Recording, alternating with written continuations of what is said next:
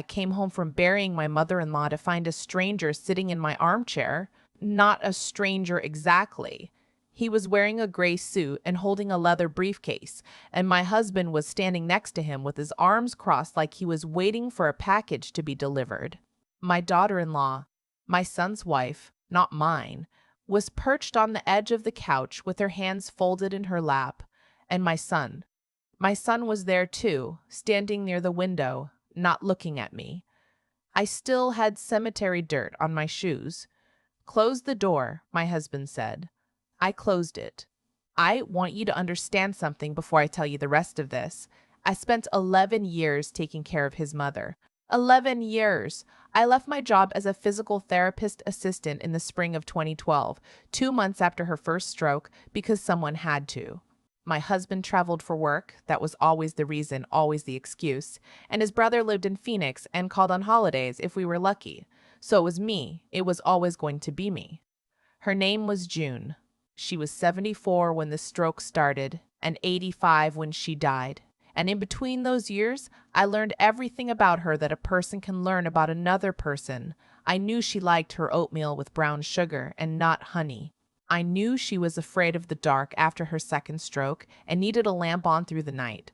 I knew she had a small scar on her left wrist from a bicycle accident in 1958 and that she didn't like to talk about it. I knew she kept a photograph of a man named Harold tucked inside her Bible, not her late husband, and I never asked. I gave up 11 years. My career, my retirement contributions, the years when I could have been building something for myself, and I did it because she needed someone, and because I thought I genuinely believed that it meant something to the family I had married into. I was wrong about that. The man in the suit introduced himself as an attorney.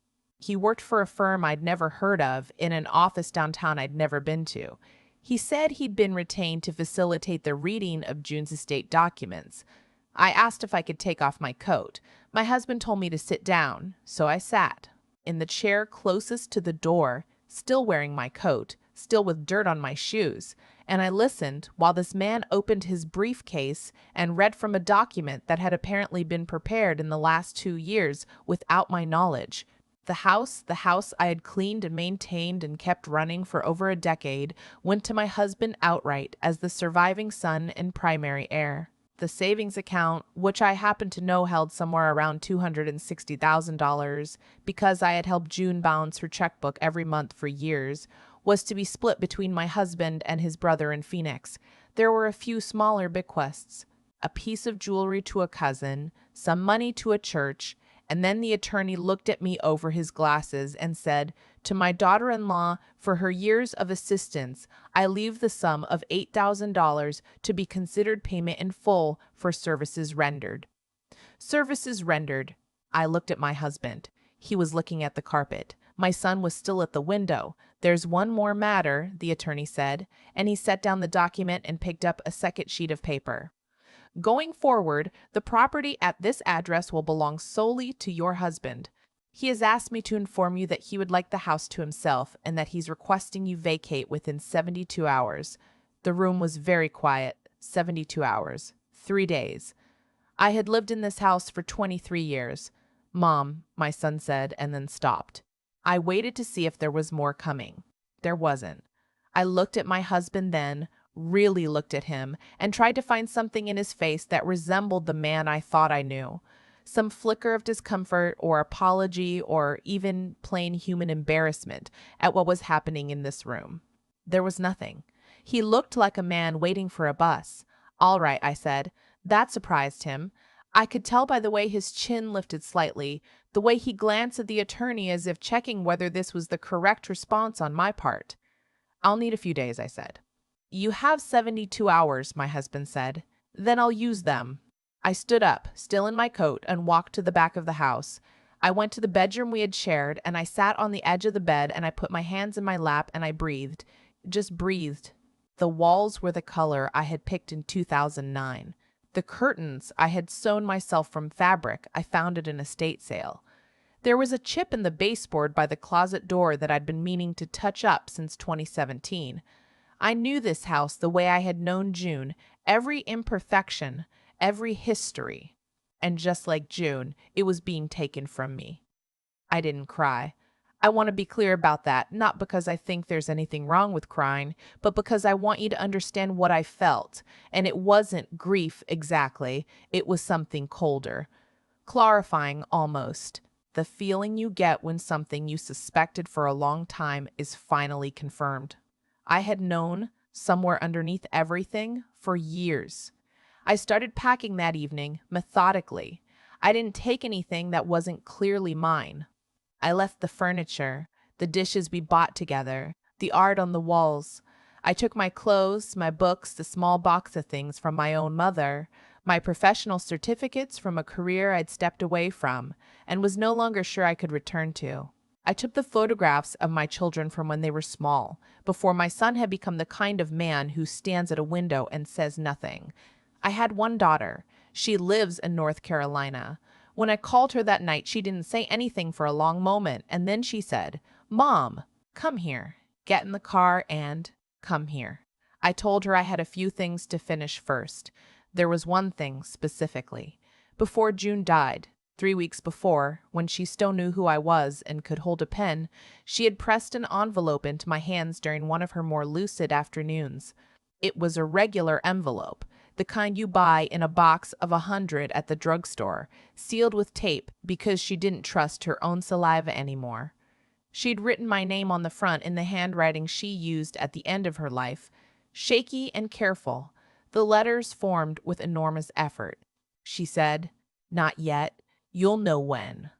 I had put it in the inside pocket of my winter coat and I had not touched it since. I had worn a different coat to the funeral. I don't know why exactly.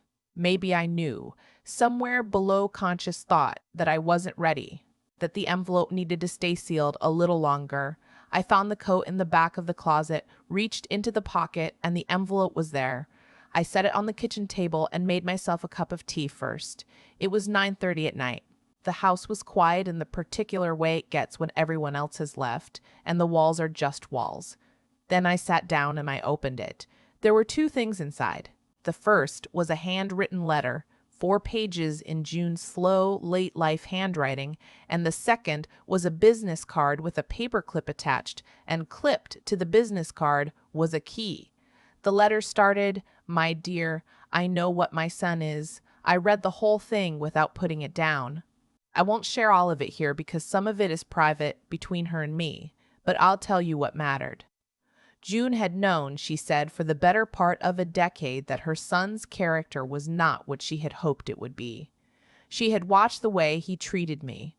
She had heard the conversations he had with his brother when he thought she couldn't hear, in the later years when people assume the old and the sick are also deaf. She had watched me care for her. She had noticed every single thing. She wrote, "You never complained. You never asked me for anything. You never made me feel like a burden, even on the days I know I was one." I have thought for a long time about how to account for that. The business card was for an attorney, not the man in the gray suit, a different attorney, a woman, her name and direct line written in pen underneath the printed number, with a note in June's handwriting. "She's expecting your call. Everything is already arranged." The key, June's letter explained, was to a storage unit on the east side of town. Inside the storage unit was a cedar chest. Inside the cedar chest was a second will, the real one, prepared 18 months before her death with this other attorney, witnessed by 2 people who were not members of our family. I sat at that kitchen table for a long time. Then I picked up the business card and I took a photo of it with my phone because it was late and the attorney's office would be closed. And I put everything back in the envelope and I put the envelope in my purse. I finished packing. I called my daughter back and told her I'd be on the road in the morning. I want to tell you about the storage unit because I think it's the part that still gets me even now when I turn it over in my mind. I went the next morning before I left town, before I got on the highway, and I found it exactly where June had said it would be, Unit 114, a small one, just big enough for the cedar chest and a few boxes of papers. The chest smelled like the cedar balls she'd kept in her closet, and like something older underneath, something that reminded me of the back rooms of old houses. Inside the chest, underneath the will, was a letter to the other attorney with detailed instructions. And underneath that was a small album, photographs I had never seen. June as a young woman. June with her children when they were small. June with a woman I didn't recognize, smiling in a way I had rarely seen her smile. There was a note tucked into the front cover of the album in ink that was older than her late life handwriting, darker and more confident. For whoever loved me at the end, you'll earn this. The will was thorough and legally sound, as I later learned. June had owned, separately from the marital home and unknown to her sons, a property 40 minutes outside the city, a small house on 2 acres, left to her by an aunt in 1989 and never discussed with the family. It had been rented out quietly for years, managed by the same attorney, and the accumulated rental income had been held in an account in June's name alone. She left the property and the account to me, not to my husband, not split between the sons. To me by name with a note in the will that read, "In recognition of care freely given." The account held a little over $310,000. I sat in my car in the parking lot outside the storage facility for probably 20 minutes. I wasn't crying. I was thinking about June's hands in those last years, how the knuckles had swollen with arthritis, how I had rubbed lotion into them every night before bed because it helped her sleep, how she had said thank you every single time, without exception, even when she couldn't always remember my name. I drove to North Carolina. I called the attorney from the road, explained who I was, and she said June had told her I would call eventually. She sounded like someone who had been waiting patiently and was glad the wait was over. We made an appointment for the following week.